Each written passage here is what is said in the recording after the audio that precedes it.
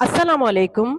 शीशम जमात के तालिब इल्मों, प्यारे बच्चों, आज का हमारा सबक नंबर 5 है, हकायात रूमी। हकायात किसको कहा जाता है? सच्ची बात को, सच्ची बात जो कही हो उसको कहा जाता है हकायात। प्यारे बच्चों, आज हम हकायात रूमी सफ़ा नंबर 20 की बुलंद ख्वानी करेंगे, ठीक है ना। इसमें ये बताया जा रहा है कि प्यारे बच्चों, हर चीज इंसान के फायदे के लिए नहीं पैदा की गई और ना ही इंसान को ऐसी चीज की जिसकी वो उसके लिए पूरी ना हो रही उसकी चाह करे। वो तो कहा गया है कि हर चीज इंसान की चाह के लिए अच्छी नहीं होती। इसमें ये बताया जा रहा है कि एक जो है एक आदमी है, वो जो है चाहता है कि मुझे जानवरों की लैंग्वेज समझ आ जाए। तो मैं आपको अब समझाऊंगी इसका, ठीक है। मौलाना जलालुद्दीन रूमी रहमतुल्लाह अलैह अल्लाह ताला के एक बरगजीदा बंदे थे। देखिए मुश्किल वर्ड आ रहा है ना, बरगजीदा। बरगजीदा कहा जाता है जो अल्लाह ताला के नजदीक बंदे होते हैं और नेक बंदे होते हैं, उन्हें बरगजीदा बंदे कहा जाता है। उन्होंने भी शेख सादी के अंदाज में छोटी छोटी और दिलचस्प हकायात तहरीर की, जिनमें पढ़ने वालों के लिए दिलचस्पी के साथ साथ निहायत सबक आमूज बातें भी मौजूद थी। प्यारे बच्चों, आपने 5 क्लास में 4 क्लास में हकायात पढ़ी होगी, हकायात सादी, हकायात रूमी, ठीक है ना। ये दोबारा से मैं आपको रिपीट करके बता रही हूँ। आइए मौलाना रूमी रहमतुल्लाह अलैह के दिलचस्प हकायात का मुताला करते हैं। मुताला कहा जाता है पढ़ने को। हजारों वर्ष पहले की बात है कि एक शख्स ने अपने घर में एक मुर्ग और एक कुत्ता पाल रखा था। दोनों जानवरों में बड़ी दोस्ती थी और दोनों मिलजुल कर रहते थे। दोनों अपनी अपनी जुबान में बातें भी किया करते थे। दोनों का अच्छा सलूक देखकर मालिक ने सोचा, काश मुझे भी जानवरों की जुबान आती तो पता चलता कि दोनों आपस में क्या क्या बातें करते हैं। प्यारे बच्चों, अभी हमें सफा नंबर 20 की बुलंद ख्वानी की, अब हम किसकी करेंगे? सफा नंबर 21 की बुलंद ख्वानी करेंगे। सफा नंबर 21 पर हम बुलंद ख्वानी करेंगे।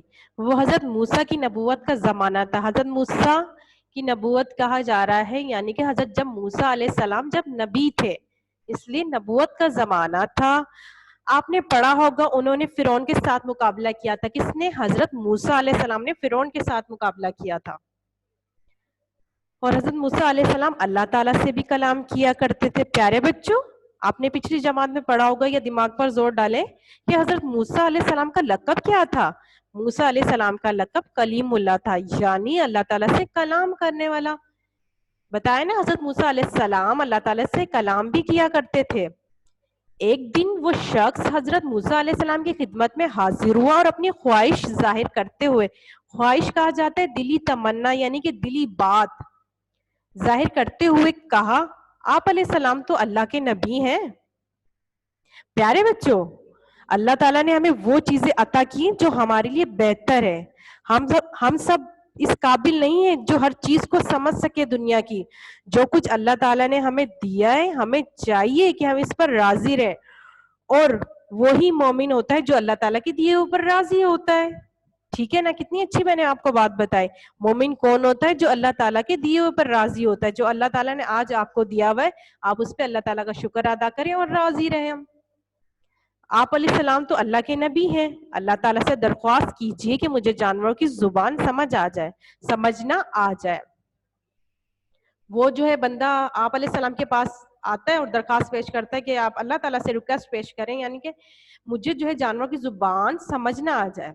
हजरत मूसा अलैहिस्सलाम ने उस शख्स की ख्वाहिश को नापसंद फरमाया और शाद किया, अल्लाह ताला खूब बेहतर जानते हैं कि किसे क्या देना है।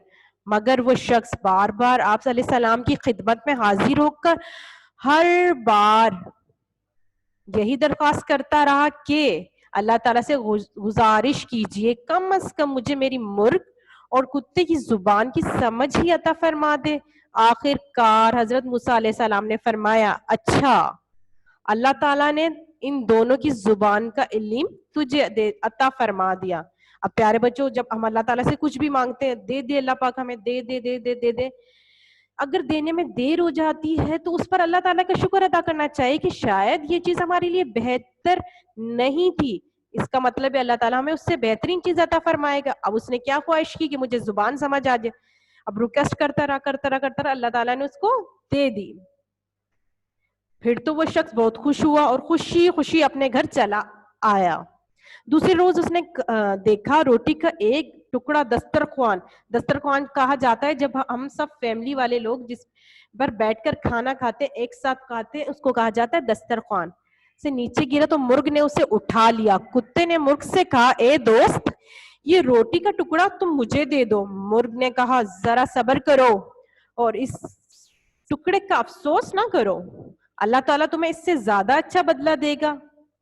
وہ کیسے؟ کتے نے پوچھا تو مرغ بولا کل ہمارے مالک کا گھوڑا مر جائے گا, تم پیٹ بھر کے کھا لینا. اب وہ اس کو مشورہ دے رہا ہے کیونکہ انسان تو گھوڑے کا گوشت کھاتے نہیں ہیں. پیارے بچوں اگر اس کا گھوڑا مر جاتا تو وہ کیا اس کا گوشت کاٹتا, اس کا گوشت کھاتا؟ نہیں, گوشت نہیں کھایا جاتا گھوڑے کا. مالک بہت خوش ہوا کہ اسے ان دونوں جانوروں کی باتیں سمجھ آ گئی ہے. اس نے مرغی کی بات سن کر نقصان سے بچنے کے لیے گھوڑا بازار میں لے جا کر فروخت کر دیا. دیکھا کتنی بری بات ہے, اگر اس کو ایک پتہ چل گیا تھا کہ میرا نقصان ہونے والا ہے, اس نے کیا کیا, دوسرے کو بیچ کر دوسرے کا نقصان کروا دیا. دوسرے دن پھر نوالا گرا جسے مرغ نے اٹھا لیا. کتے نے کہا تم تو جھوٹے ہو, مالک کا گھوڑا کہاں مرا ہے؟ مرغ نے کہا نہیں دوست میں جھوٹا نہیں ہوں, مالک نے گھوڑا بیچ دیا ہے اور وہ نئے مالک کے پاس جا کر مر گیا ہے. تم فکر نہ کرو, کل مالک کا اونٹ مر جائے گا. اونٹ بڑا جانور ہے, اس کی موت سے تمہارے عیش ہو جائیں گے. عیش مانے مزے. اس آدمی نے مرغ کی بات سنی تو فوراً اونٹ کو بازار لے جا کر بیچ دیا. اب پیارے بچوں دیکھو, اس کو جب پتا چلا گھوڑا مرنے والا ہے, اس نے کیا کیا, گھوڑا بھی بیچ دیا. اب اسے پتا چلا اونٹ بھی مرنے والا ہے, اس نے کیا کیا, اونٹ بھی بازار جا کر بیچ دیا. تو یعنی کہ اپنا نقصان بچا لیا, دوسرے کا نقصان کر دیا, جو کہ بہت غلط بات ہے. اس طرح ایک بار پھر وہ نقصان سے بچ گیا. تیسرے دن کتے اور مرغ میں پھر بات چیت ہوئی. کتے نے مرغ سے کہا تم تو جھوٹوں کے سردار ہو, کہاں ہے مرا ہوا اونٹ جس سے میں اپنا پیٹ بھروں؟ اب ان دونوں کے درمیان بحث ہو گئی. جیسے آپ کو تصویر میں نظر آ رہا ہے بچوں کہ جو ہے یہ کتا جو ہے گھوڑا کھا رہا ہے. اب اس کا خیال تھا کہ مرے گا تو میں پیٹ بھر کے خوب سیر ہو کے کھانا کھاؤں گا, پر ایسا کچھ نہیں ہوا. ابھی ہم نے سبق نمبر 5 کی حکایت رومی کی بلند خوانی کی تھی, صفحہ نمبر 221 کی. اس کی بلند خوانی آپ بھی کیجئے گا. یقیناً آپ کو یہ سبق سمجھ میں آیا ہوگا. اس کا کام آپ کو واٹس ایپ کر دیا جائے گا. شکریہ.